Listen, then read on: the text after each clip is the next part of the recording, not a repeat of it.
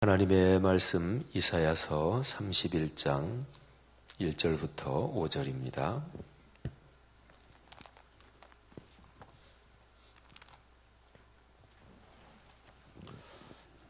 이사야서 31장 1절부터 5절 모두 소리 맞추어서 같이 봉독하겠습니다. 도움을 구하러 애굽으로 내려가는 자들은 화 있을진저 그들은 말을 의지하며 병거의 많음과 마병의 심히 강함을 의지하고 이스라엘의 거룩하신 이를 앙모하지 아니하며 여호와를 구하지 아니하나니 여호와께서도 지혜로우신즉 재앙을 내리실 것이라. 그의 말씀들을 변하게 하지 아니하시고 일어나사 악행하는 자들의 집을 치시며 행악하는 도움자들을 치시리니 애굽은 사람이요 신이 아니며 그들의 말들은 육체요 영이 아니라. 여호와께서 그의 손을 펴시면 돕는 자도 넘어지며 도움을 받는 자도 엎드러져서 다 함께 멸망하리라. 여호와께서 이같이 내게 이르시되 큰 사자나 젊은 사자가 자기의 먹이를 움키고 으르렁거릴 때에 그것을 치려고 여러 목자를 불러왔다 할지라도 그것이 그들의 소리로 말미암아 놀라지 아니할 것이요 그들의 떠들므로 말미암아 굴복하지 아니할 것이라. 이와 같이 나 만군의 여호와가 강림하여 시온산과 그 언덕에서 싸울 것이라. 새가 날개치며 그 새끼를 보호함같이 나 만군의 여호와가 예루살렘을 보호할 것이라. 그것을 호위하며 건지며 뛰어넘어 구원하리라 하셨느니라. 아멘. 성경 말씀을 묵상할 때 거룩한 상상력이 중요합니다. 우리가 중요한 글을 읽을 때는 그 글을 읽으면서 글에 담긴 내용을 충분히 머리에 생각을 하지요. 중요하지 않은 글이면 충분히 생각하지 않습니다. 예를 들어서 지하철이나 길거리에서 신문지 어떻게 조각을 우연히 이렇게 봤다. 그거 집어들고 아주 자세하게 읽고 또 깊이 생각하고 그러는 사람은 없잖아요. 지하철에서 그냥 누가 놓고 내린 신문지 조각. 시간이 그냥 심심하니까 잠깐 들고 한번 눈길을 줄 수는 있어도 그걸 읽고서 막 가슴에 새기고 그러는 사람은 없죠.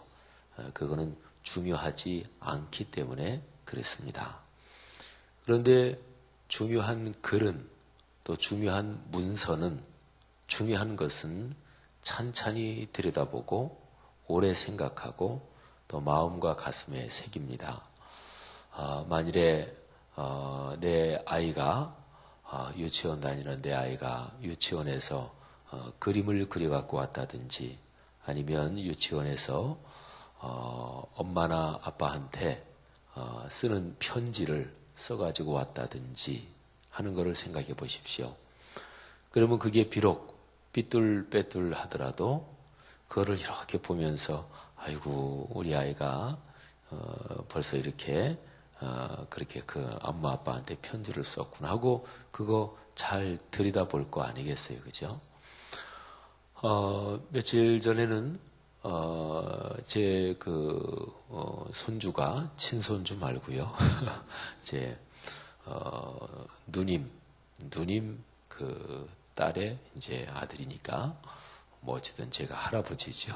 제 손주 볼 때는 조그만 꼬마 아이인데 그 아이가 4살인가 만 4살인가 아마 그렇대요.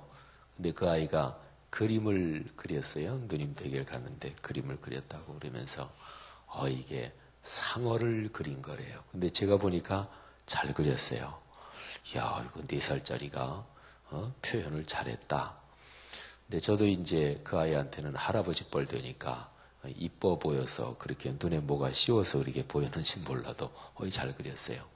그래서 제가 그걸 가지고 제 휴대전화에 사진을 찍었습니다. 그리고 이야, 잘 그렸다. 그랬더니 할아버지 자기는 또 버스 그린 것도 있대. 야, 가져와봐. 그래가지고 버스 사진을 또 찍었어요. 그리고서 뭐 그림 하나 못 그려봐 그랬더니 괴물을 그린대요. 그래서 괴물을 또 이렇게 그린 거를 제가 사진을 찍었습니다. 근데 그 사진을 찍은 이유는 그 사진 잘 저장해 놓으려고, 그 아이가 나중에 더 컸을 때, 예를 들어서 나이 한 20살이 됐을 때, 야, 네가 옛날에 4살 때 그린 그림 한번 보여줄까? 이러면 참 좋을 거예요. 그죠? 그러니까 저한테 손주볼 되는 그 아이니까 그 아이가 그린 그림을 자세히 들여다보고, 뭐 아이들이 그린 그림이 많이 있겠지만 제가 우연히 만난 어떤 아이가 그린 그림을 제가 그렇게 사진까지 찍고 기억하고 뭐 그러진 않을 거 아니겠어요? 저는 이제 목회하면서 아이들이 저한테 이렇게 가끔 뭐 이렇게 써주는 게 있잖아요. 뭐 이제 엄마 아빠가 목사님께 카드 하나 쓰라고 뭐 그러는 경우도 있겠고, 근데 그런 거는 제가 책상 서랍에 다 이렇게 모아놓습니다. 다 모아놓고 제가 정리를 잘하는 편은 아닌데, 근데 왜 그렇습니까? 그거는 우리 교회 귀한 아이들, 그 아이들이 자라서 이 교회를 이끌고 가고 또 그 아이들이 자라서 하나님의 일을 할 아이들인데, 그러니까 너무너무나 고마운 거지요. 여러분, 중요한 거는 생각을 깊이 합니다. 그러니까 성경 말씀을 묵상할 때 성경 말씀에 그 써 있는 내용을 이렇게 읽으면서 머릿속에 생각을 해야 돼요. 이게 어떤 걸까? 이런 거죠. 그래서 그렇게 생각하는 방법 중에 하나가 거룩한 상상력입니다. 자, 그러면 오늘 본문을 보세요. 오늘 이 본문에 보면 하나님이 싸우신대요. 하나님이 싸우시는 거예요. 그런데 하나님이 싸우시는 모습을 사자로 비유했고, 그 다음에 새로 비유했습니다. 자, 사자로 비유한 것은 여기에 4절 말씀에 그게 나와요. 큰 사자나 젊은 사자.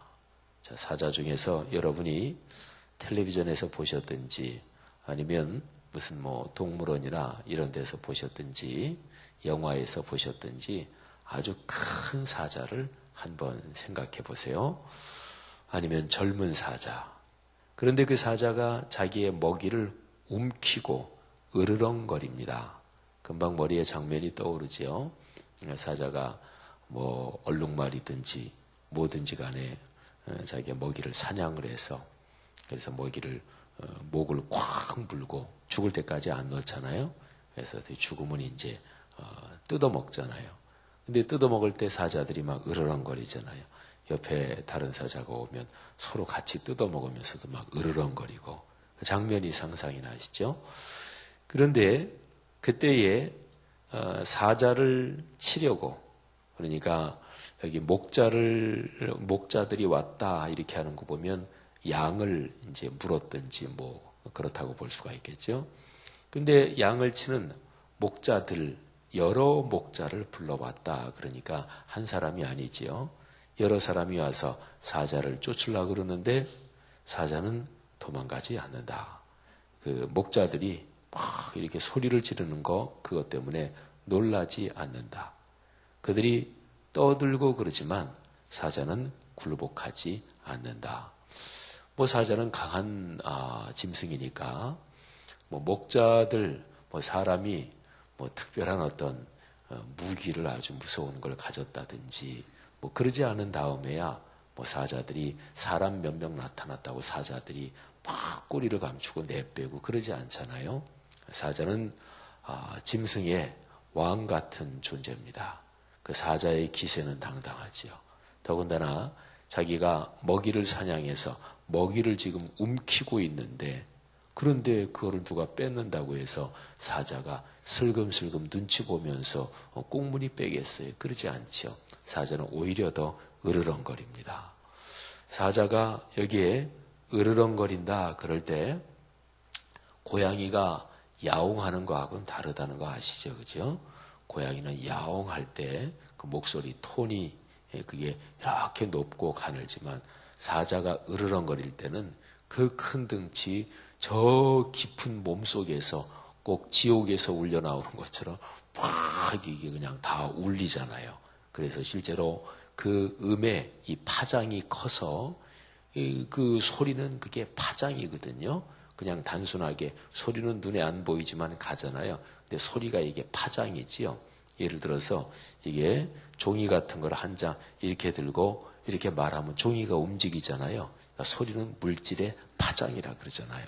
그러니까 사자가 그 파장이 큰 그 표효를 이렇게 하면은 막 나뭇잎도 떨리고 그럴 수 있겠죠. 사자는 그렇게 물러서지 않는다. 근데 하나님께서 그렇게 싸우신대요. 한번 상상해 보시고. 그 다음에 두 번째는 5절에 나오는데 새가 날개치며 그 새끼를 보호함 같이 새가 날개를 치며 새끼를 보호합니다. 새들 중에서 굉장히 약한 새도 예를 들어서 뱀이 자기의 그 둥지, 새 둥지에 올라와서 어린 새끼들을 물거나 그러려고 그러면 새들 중에서 목숨을 걸고 싸우는 새들이 많습니다. 제가 독일에서 한 번은 빌레펠트에 있는 어느 교회에 가서 설교를 하게 됐습니다. 제가 도르트문트에서 목회하던 교회도 우리 한인교회가 뭐 성도들이 수가 그렇게 많지 않고 그러니까 자체 건물이 없고 그래서 독일 교회 건물을 이렇게 빌려 쓰는데 그 빌레펠트에 있는 그 어느 한인교회도 독일 교회 건물을 빌려 쓰더라고요. 제가 살던 그 도르트문트 보훔 거기에서 빌레펠트로 가려면 동쪽으로 한 2시간 정도를 이제 차로 드라이브 해야 갑니다. 근데 지금도 기억이 나요. 거기에 본당에 이렇게 들어갔는데 들어가면서 오른쪽 이렇게 위에 이런 둥그런 이렇게 모양으로 해서 그림이 하나 걸려 있어요. 근데 그게 자수 비슷하게 뭐 하여튼 이 직물 계통으로 이렇게 해서 한 작품이에요. 이렇게 둥그런 모양이고 전체 이제 이거는 이렇게 그 네모나게 이렇게 뭐 이렇게 쭉 걸려 있는 걸개 그림인데 그런데 그 안에 있는 건 이렇게 둥그래요. 근데 그 안에 그림 내용이 뭐냐면 어떤 새 둥지 같은 게 있는데 거기에 뱀이 지금 이렇게 올라오는 거예요. 새를 잡아먹으려고. 그런데 그 둥지 그 위에 어미새가 있어요. 근데 어미새가 부리로 자기 입으로 말이죠. 자기 몸을 이렇게 쪼아요. 그래서 자기 몸에서 피가 나오는 거예요.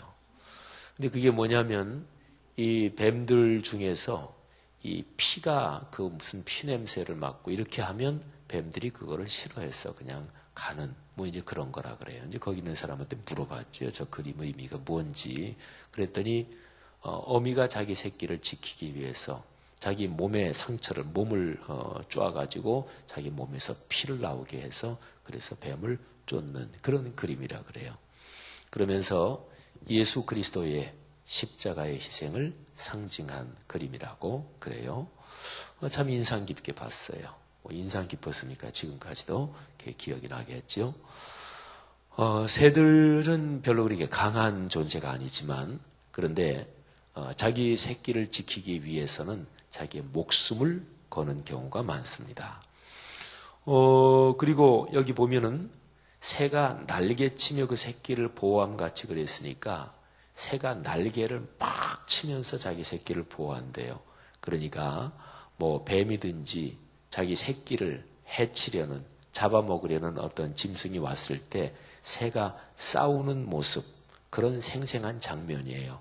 새가 이렇게 앉아있다가 저 밑에서 뱀이 올라올 때 그 장면도 아니고요. 이만큼 좀 어느 정도 올라왔을 때 장면도 아니고 그리고 둥지 거의 다가왔을 때 그 정도 됐을 때 새가 막 있는 힘을 다해서 날개를 퍼덕이면서 그 짐승을 내쫓으려고 하는 바로 그 장면이죠. 그죠? 새가 날개 치며 그 새끼를 보호함 같이 그랬으니까. 만일에 새 중에서도 맹금류라고 하는 뭐 수리 종류, 뭐 독수리든지 말이죠.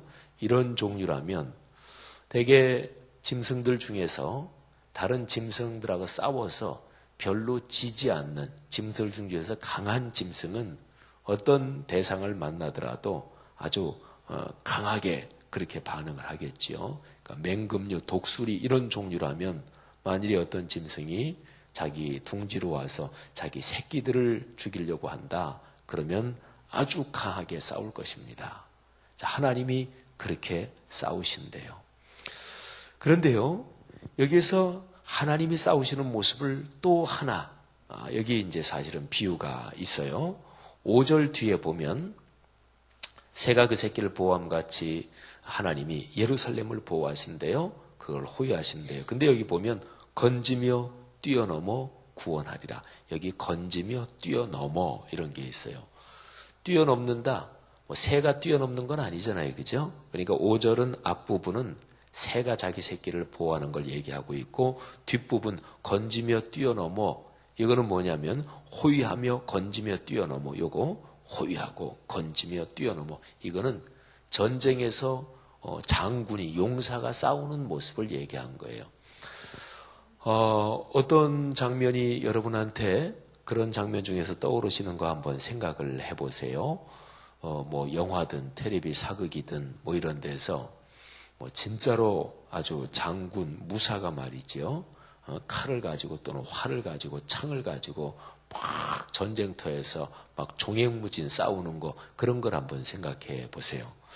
여기에 호위하며 건지며 뛰어넘어 구원하리라. 저는 이거를 묵상하면서 얼핏 트로이라는 영화가 생각이 났어요. 트로이라는 영화에 보면 거기에 아킬레우스, 그 그리스 히랍 그 옛날 얘기에 나오는 그 장군이 거기에 용사가 나오지요. 거기 장면 보면 이런 장면이 있어요. 그 아킬레우스가 자기 부하들을 데리고 그리고 그 트로이 해변에 이제 그 상륙을 하지요. 상륙을 하는데 참 멀리서 그 트로이 이 군사들 어떤 장군하고 아주 정예병이겠지. 장군을 호위하는 한 5명인가 7, 8명인가 말을 타고 와요. 근데 저기 까마득하게 보여요. 근데 아킬레우스가 딱 오는 걸 보더니 자기가 들고 있는 창을 말이죠.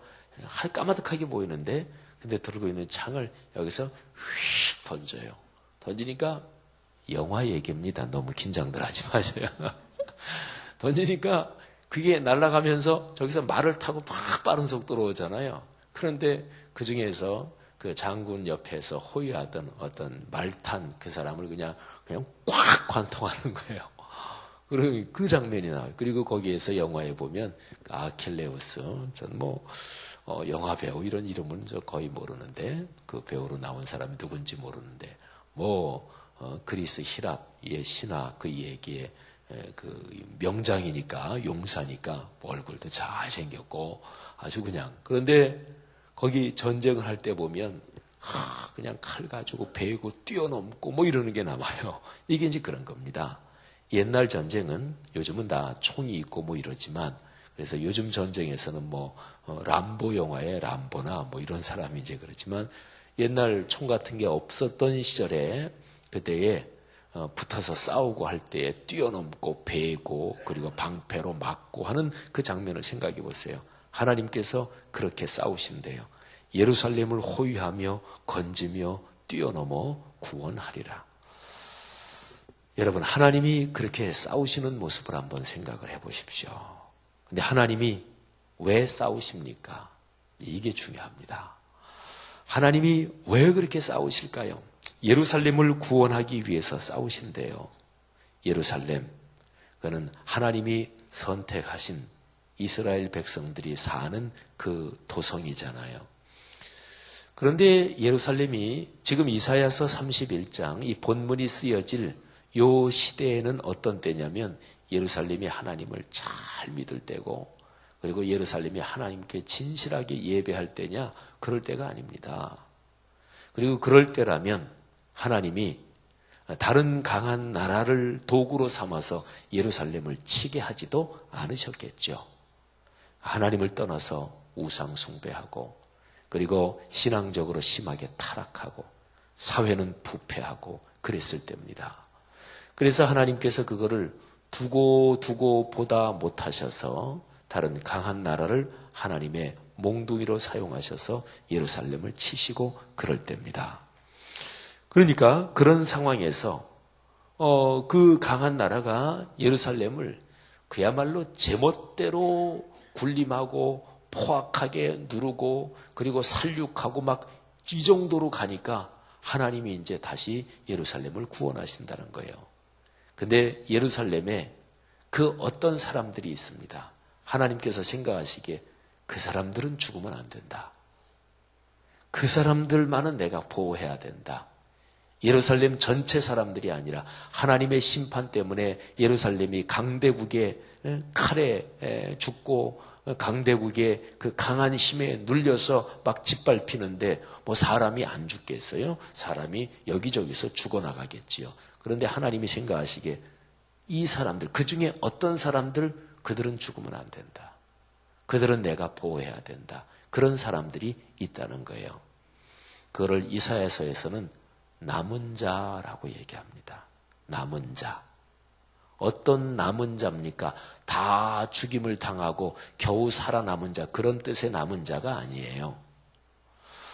사람들이 하나님께 예배하는 것을 형식적으로 예배하고 또 우상 숭배하는 게 나 돈 벌고 건강하게 살고 내 자식 잘 되고 그런데 도움이 될 것 같으니까 우상을 숭배하고 그 도움이 될 것 같으니까 우상 숭배하는 거죠. 그 도움이 안 될 것 같으면 우상 숭배하겠어요?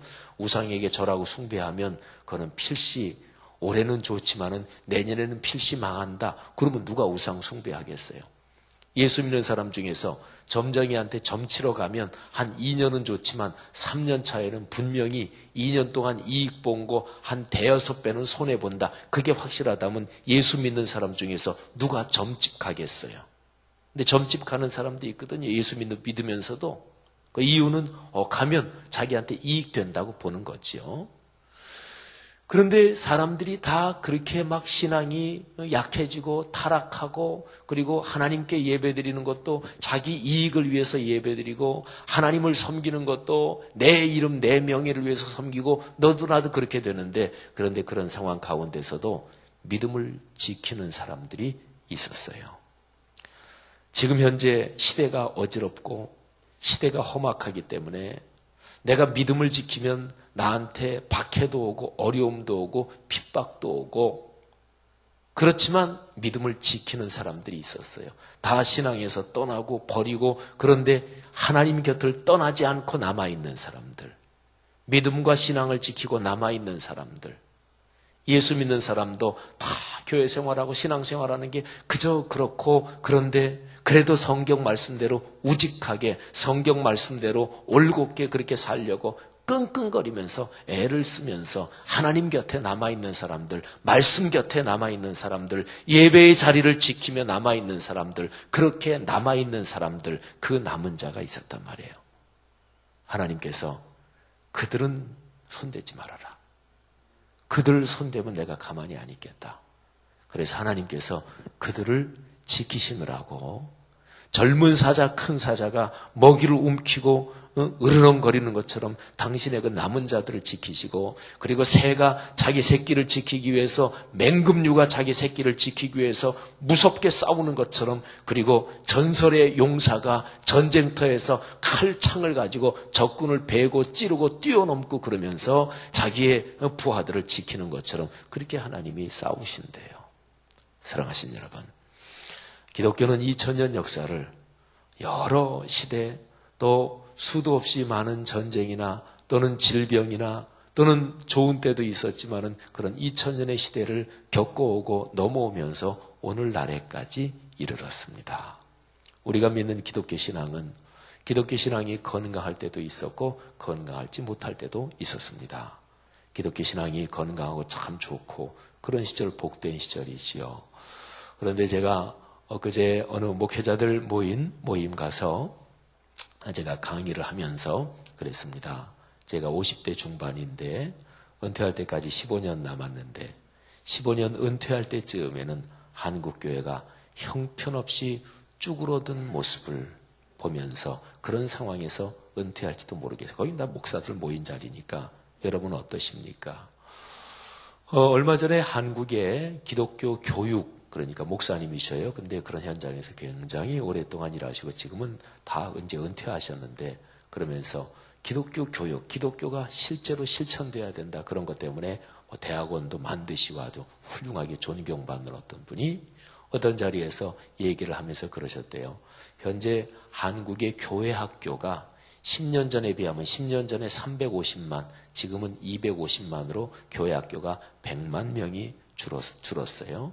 그러니까 전체 한국교회 교인이 한 10년 전 그러면 보통 1000만, 1200만 얘기하던 그때 당시에 350만 명인데 지금은 250만 명으로 100만 명으로 줄었고, 현재 한국교회 신자 수를 종교 사회학자들이 분석하고 그런 거에 따라서 가장 실수에 근접하게 잡으면 한 800에서 900만 정도 이렇게 보지요. 카톨릭이 한 400에서 500만 정도 보고, 그런데 2050년 되면은 한국교회 교인이 대략 한 현재 카톨릭처럼 400에서 500만 정도로 줄 거다, 이렇게들 예측을 해요. 근데 그 평생을 기독교 교회 현장에서 일하시고 또 목회도 하시고 학교에서 신학교에서 가르치신 그분이 어떤 모임에서 얘기하면서 거기에 뭐 제 연배나 그런 젊은 사람들하고 같이 얘기하면서 그런 얘기를 하시대요. 그런데 내가 가지고 있는 자료와 정보로는 2050년이 아니라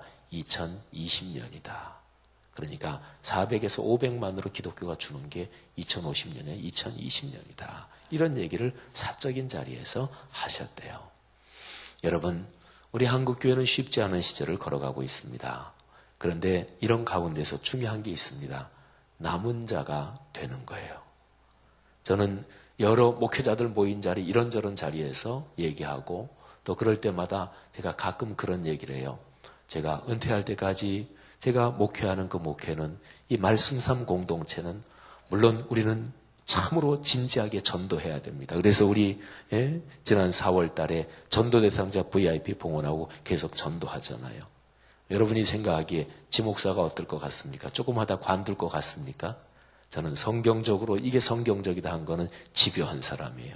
그러니까 우리 교회 적어도 장로님, 권사님, 안수 집사님, 집사님들, 직분자 중에서 전도 대상자 안 적어내신 분은 제가 하나하나 나중에는 전화라도 하든지 그럴 거예요. 집사님, 전도 대상자 적어놓고 기도하셔야 됩니다.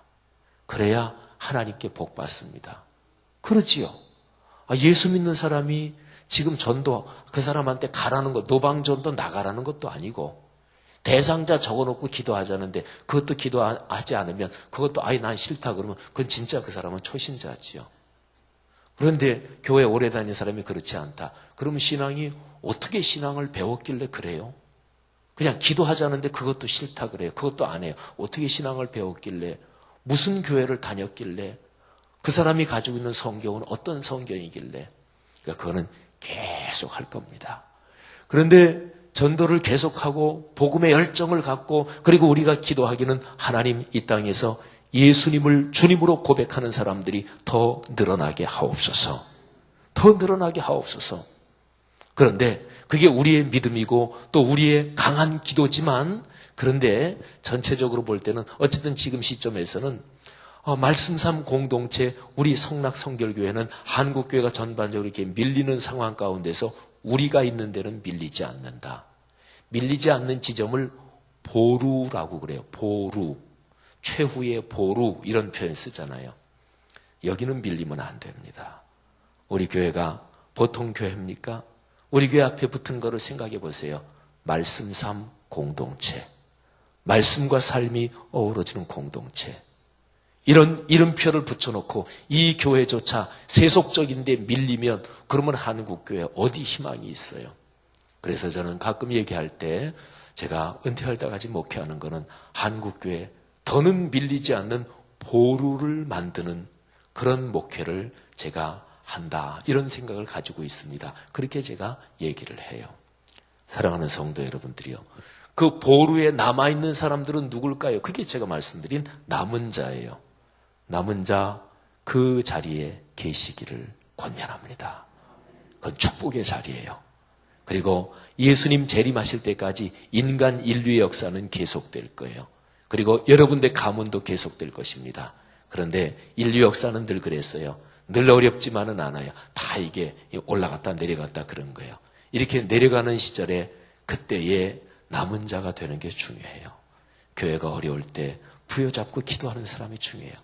나중에 참 시절이 좋아지고 하나님이 축복 주실 때, 그때 어려웠던 시절에 맨날 불평불만해대고 그러니까 그렇지 어쩌지 저쩌지 이렇게 됐던 사람이 이렇게 좋아질 때 계면 적어서 어떡하려고 그래요.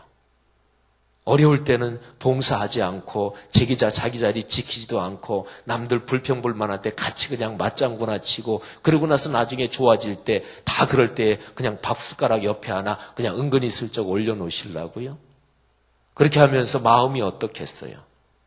여러분, 조강지처는 참으로 보배 같은 그런 여인이지요. 조강지처가 뭐예요? 조강. 이게 막 거친 음식, 조수수 이런 거 먹고 견딘 그 부인을 조강지처라 그래요. 그래서 가정이 부흥하고 가문이 부흥할 때 그 여인은 그야말로 왕비처럼 대접을 받고 그 가문의 보배로 대접을 받는 거 아니겠어요? 또 어려울 때 집 나갔다가 집안이 잘 되니까 그때 많이 돌아왔다 쳐보세요. 그 얼마나 계면적인 일이겠어요. 사랑하신 여러분 아들, 딸, 손녀, 손자를 사랑하시는 줄 압니다. 또 증손도 보시고 고손도 보실 정도로 장수하시기를 축복합니다. 앞으로는 그야말로 90, 100수. 근데 하나 꼭 더불어 기도할 거는 건강하게 장수해달라고 기도하셔야 돼요. 건강하게 장수하도록, 또 자손 잘 되는 거 보고 장수하도록, 또 내가 할 소명을 가지고 장수하도록. 이 세 가지. 전에 두 가지 얘기했는데 제가 보니까 이 세 가지가 소명, 일거리가 반드시 필요해요. 그래서 건강 원만하고, 그리고 자녀손 잘 되는 것, 내 섬기는 교회 잘 되는 것, 그 다음에 내가 할 어떤 소명, 일거리가 있게. 사랑하신 여러분, 그런 가운데서 하나님이 우리에게 주신 그 소명을 꼭 붙들고 남은 자의 자리에 서시기를, 그래서 하나님이 여러분을 위해서 싸우시는 그런 축복이 있기를 주의 이름으로 축원합니다. 하나님 아버지, 오늘 이사야서 말씀에서 주께서 우리에게 주시는 놀라운 축복, 그리고 이 세상의 모든 만사가 돌아가는 그 한가운데서 창조의 주님께서 우리를 지키시고 우리 옆에 딱 붙으셔서 내 손 붙잡고 어떨 때는 안고 등에 들쳐업고 이 역사의 어지러운 세상을 뚫고 가시는 그 하나님의 축복을 우리가 믿습니다. 하나님, 오늘날 이 시절 가운데서 그런 남은 자가 되게 해 주옵소서. 그래서 그런 사람들이, 그런 진실한 그리스도인들이 점점 많아지도록 축복하시기를 원합니다. 내 가정, 자녀선, 후손 대대로 그런 자리에 서서 주님 재림 바라보며 걸어가게 하옵소서. 예수님 이름으로 기도 올립니다. 아멘.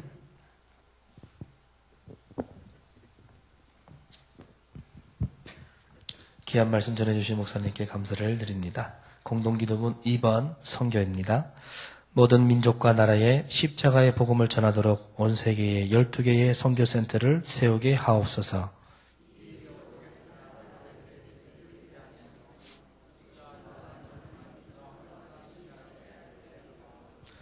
성경에 기록된 약속대로 주님께서 다시 오실 때까지 이 아름다운 발걸음이 강물처럼 들풀처럼 이어지게 하시고 주님 뜻이면 어디든 순종하며 나가는 선교 공동체이게 하옵소서. 한 사람을 사랑하고 찾으시는 하늘아버지의 마음이게 하옵소서. 아멘. 주기도문 하시겠습니다. 하늘에 계신 우리 아버지, 아버지의 이름을 거룩하게 하시며 아버지의 나라가 오게 하시며 아버지의 뜻이 하늘에서와 같이 땅에서도 이루어지게 하소서. 오늘 우리에게 일용할 양식을 주시고 우리가 우리에게 잘못한 사람을 용서하여 준 것 같이 우리 죄를 용서하여 주시고 우리를 시험에 빠지지 않게 하시고 악에서 구하소서. 나라와 권능과 영광이 영원히 아버지의 것입니다. 아멘. 지금 들은 말씀이 내 삶으로 이어지게 하옵소서. 전도 폭발 훈련을 통해 예수님의 지상 명령을 잘 이행하는 말씀삼 공동체 되게 하옵소서. 전도 대상자들과 이를 위해 품고 기도하는 성도들에게 영원 사랑의 깊은 마음을 부으소서. 우리 교회의 다음 세대들을 훈련시키셔서 하나님께서 작정하신 뜻이 이들을 통해 나타나게 하소서. 우리 교회 BM을 축복하셔서 말씀 성전의 핵심 가치를 잘 나타내게 하소서. 준비 중에 있는 꽃처럼 아름다운 캠페인 사역과 진행위원들에게 건강과 지혜를 부으소서. 우리 공동기도문 선교, 여기 나온 합심기도로 함께 기도한 후에 개인적인 기도로 하나님께 나아가도록 하겠습니다. 기도하시겠습니다. 하나님 아버지 감사합니다. 오늘의 말씀을 기억합니다. 하나님께서 우리와 함께 살기 남은 자를 위해서 싸우시고 맹렬하게 우리를 위해서 힘쓰시고 애쓰심을 말씀을 통해 보았습니다. 하나님, 우리가 무엇이간데 우리를 위해서 주님께서 그렇게 피땀 흘리시면서 목숨을 내걸고 우리를 위해서 헌신하는 맹수와 새와 그런 용사같이 우리를 지키십니까? 하나님의 지키심과 보호하심에 늘 감사하며 하나님, 우리가 신앙을 지키며 말씀 속에 살아갈 수 있도록 하나님 인도하여 주시옵소서. 오늘의 말씀 부여잡고 항상 우리와 함께 하시는 하나님의 임마누엘의 그 거룩한 하나님의 동행하심을 기억하면서 하나님 땅에서 우리가 신앙으로 살아가는 우리의 자세와 우리의 마음 더욱더 강건하고 굳건할 수 있도록 흔들리지 않도록 주님 인도하여 주시옵소서. 하나님 아버지, 오늘도 성교를 놓고 기도합니다. 온 세계 성교를 놓고 12개의 비전센터를 세우기를 원합니다. 하나님 아버지, 우리 교회의 성교를 주기로 붙잡아 주셔서 하나님, 우리 교회가 주님의 영광을 위해서 날마다 살아갈 수 있도록 도와주시고